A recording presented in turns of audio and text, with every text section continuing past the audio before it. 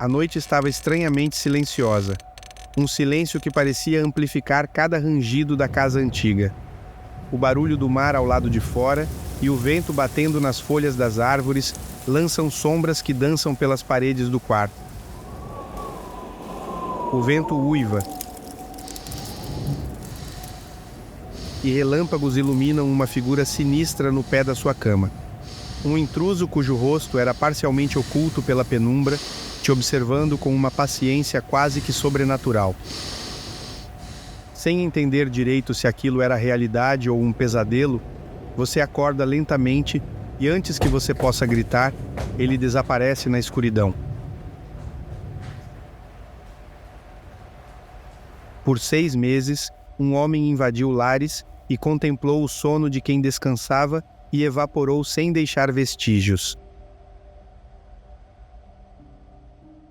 Um intruso, posteriormente apelidado de Cape Intruder, adentrava em casas durante a noite para observar os moradores dormirem, fugindo assim que descoberto.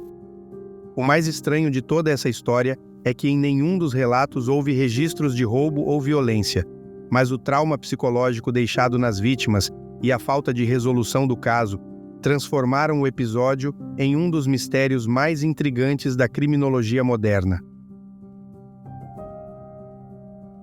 Cape Elizabeth, situada no litoral do Maine, nos Estados Unidos, é reconhecida por suas belas paisagens, faróis históricos e índices baixos de criminalidade.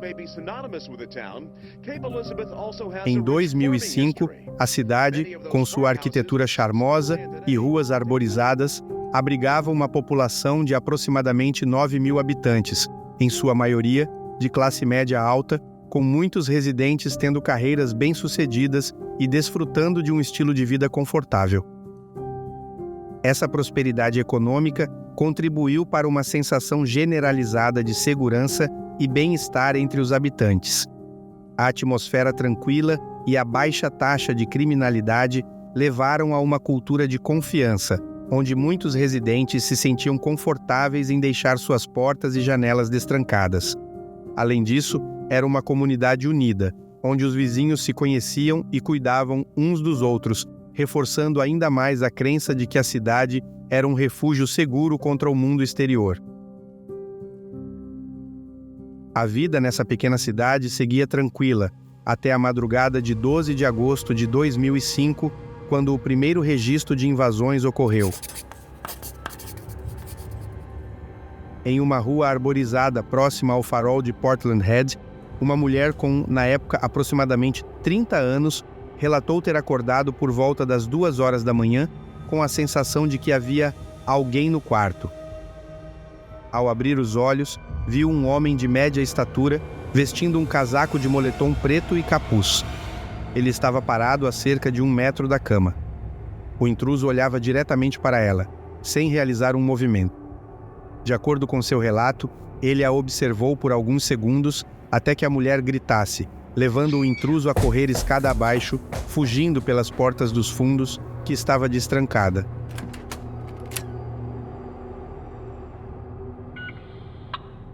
A polícia não conseguiu identificar digitais ou pegadas do homem, apenas a porta entreaberta. Poucos dias depois, houve outro relato de um episódio semelhante. Um homem vestindo roupas escuras adentrou mais uma casa pensando que a família dormia, mas foi surpreendido pelo marido, que estava acordado, ao passar por um dos corredores da casa. A descrição apresentada aos policiais descrevia um homem magro, com altura próxima de 1,75 e movimentos fluidos e silenciosos. Estes eventos caracterizavam um padrão curioso.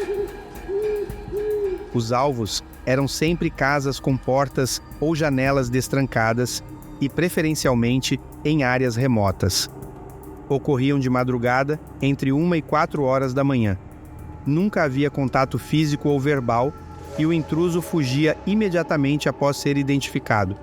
E como se não bastasse, nunca houve o registro por câmeras de segurança, raras na época.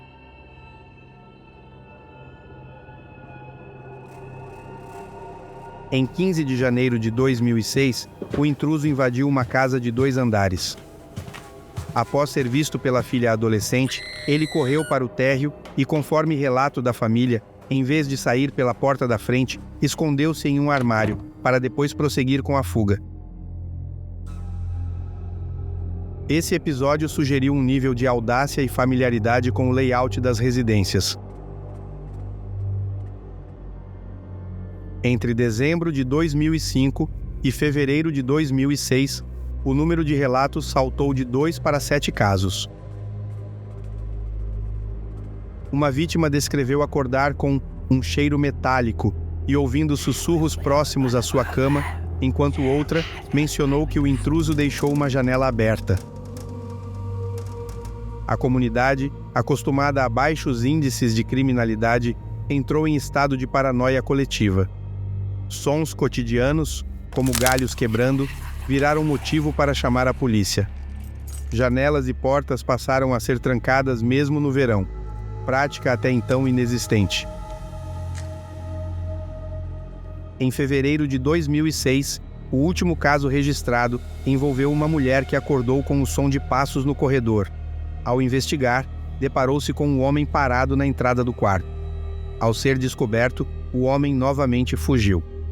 Ela descreveu como homem branco, com aproximadamente 1,75 m, olhos azuis claros e respiração acelerada, além das já citadas roupas escuras. Esse foi o único relato com detalhes físicos específicos, mas a polícia descartou a cena considerando as informações como inconclusivas. Contudo, a partir desta e de outras descrições, a polícia contratou um artista forense para criar um retrato falado que pudesse ser divulgado à comunidade. No entanto, a falta de detalhes específicos nas descrições levou a um retrato genérico, que não capturou características distintas que poderiam ter ajudado na identificação do suspeito. O retrato falado foi amplamente divulgado na mídia local, mas sua eficácia foi limitada pela imprecisão das informações coletadas. A comunidade se viu dividida entre aqueles que acreditavam na existência de um predador real e aqueles que consideravam os relatos como fruto da histeria coletiva. Essa ambiguidade em torno do retrato falado refletiu a confusão e o medo que permeava Cape Elizabeth durante aquele período. Assim, embora perturbador, o retrato falado tornou-se não apenas uma ferramenta investigativa, mas também um símbolo da vulnerabilidade da comunidade diante do desconhecido. A repercussão do caso Cape Intruder na opinião pública foi intensa e multifacetada, refletindo o temor e a incerteza que consumia a comunidade de Cape Elizabeth. Inicialmente, os relatos de invasões noturnas geraram uma onda de pânico, levando os moradores a questionarem a segurança de seus lares e a necessidade de medidas preventivas. A desconfiança generalizada se instalou, com muitos moradores começando a monitorar carros desconhecidos e evitando interações com vizinhos, criando um ambiente de paranoia coletiva que transformou a vida cotidiana em um estado constante de alerta. À medida que as investigações se arrastavam sem resultados concretos, a frustração da comunidade aumentou. A falta de respostas da polícia e a percepção de ineficácia nas investigações alimentaram críticas à força policial local, levando a um clamor por mais recursos e treinamento especializado em crimes dessa natureza. Além disso, o caso reverberou além das fronteiras de Cape Elizabeth, atraindo a atenção da mídia nacional e gerando discussões sobre segurança em comunidades pequenas e privilegiadas. Agora, a pergunta que persegue investigadores até hoje: qual era o objetivo desse intruso? Vamos explorar 3 teorias chocantes. Hipótese do transtorno psicológico. Especialistas em comportamento criminal sugerem que o intruso poderia sofrer de uma parafilia conhecida como sonofilia, caracterizada por excitação sexual ao observar pessoas dormindo. Essa teoria é reforçada pela ausência de roubos e pela natureza não violenta dos episódios. No entanto, nenhum registro anterior de crimes semelhantes na região foi identificado, levantando dúvidas sobre a validade dessa explicação. Alucinações e paranoia coletiva. Parte da opinião pública argumentava que um recorte dos relatos poderia ser atribuída a alucinações hipnagógicas, distúrbios do sono que causam percepções realistas durante a transição entre vigília e sono. Moradores de Cape Elizabeth, acostumados a uma vida sem ameaças, podem ter interpretado sons ou sombras comuns como presença humana, alimentando uma onda de histeria coletiva. Conexão com o caso Halifax. 3 anos após os eventos em Cape Elizabeth, Halifax, Nova Escócia, registrou invasões semelhantes. O Halifax Sleepwatcher também observava vítimas dormindo, mas, diferentemente do Cape Intruder, deixava bilhetes de teor sexual. Apesar das similaridades, não há evidências concretas ligando os dois casos.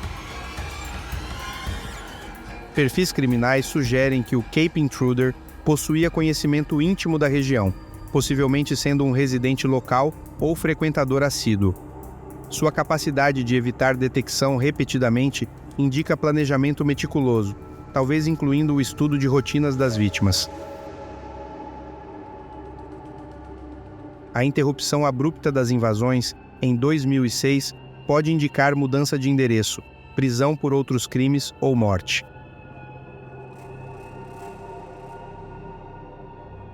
Em 2016, Matthew Lavallee, então com 25 anos, foi preso por invadir escolas em Cape Elizabeth. Seu perfil chamou atenção por similaridades pelo teor dos incidentes e por parecer com o retrato falado de 2005, levando a especulações sobre uma possível ligação. Contudo, Lavallee teria 15 anos durante os primeiros incidentes, idade compatível com as descrições iniciais. Assim, a polícia nunca confirmou essa conexão, e Lavallee não foi formalmente acusado pelos crimes de 2005. O mistério do Cape Intruder permanece sem soluções, equilibrando-se entre explicações psicológicas, falhas investigativas e a possibilidade de um criminoso habilidoso. A ausência de provas físicas e a natureza não violenta dos crimes desafiam as categorizações tradicionais, tornando-o um estudo de caso, no mínimo, assustador para especialistas em criminologia e curiosos. Enquanto isso, Cape Elizabeth segue como um símbolo de como até mesmo comunidades protegidas podem ser vulneráveis a ameaças invisíveis, reais ou imaginadas. Um invasor que nunca roubou, nunca feriu, mas deixou um rastro de medo e paranoia por onde passou. Seria ele apenas um voyeur com intenções desconhecidas? Um criminoso meticuloso que nunca foi pego? Ou apenas uma sombra alimentada pelo medo coletivo?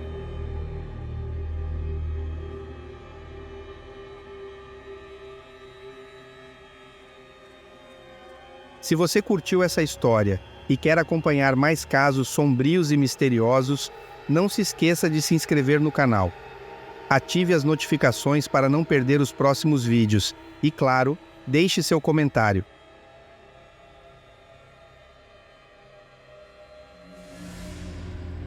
Eu sou o PH e nos vemos no próximo mistério.